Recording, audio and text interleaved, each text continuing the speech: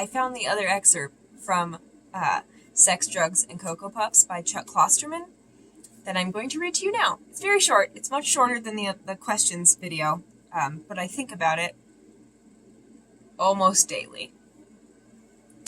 I'm pretty careful when it comes to my socks. Certain philosophers, Emilio Estevez and St. Elmo's Fire, for example, have speculated as to why socks so often get lost whenever people do laundry, but until recently, that had never happened to me.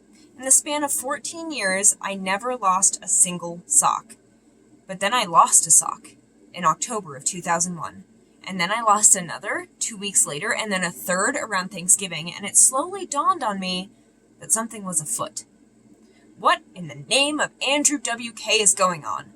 I asked aloud while sorting my freshly cleaned garments. Why were my socks suddenly disappearing like Chinese panda bears? What had changed? The answer? Mr. Smokey.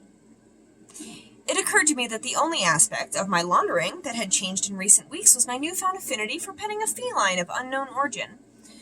Accessing the public laundry room in my apartment complex required that I briefly walk outside of my building's back door, where I consistently encountered a large gray cat I liked to call Mr. Smokey.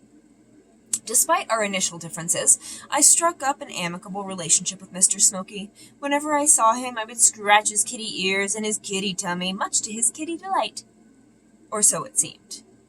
Evidence began to mount, suggesting that Mr. Smokey was using this weekly exchange as a diversion to steal my socks, one at a time. It's still not clear why he wanted my socks, since it had always been my assumption that kittens wanted mittens in order to acquire pie.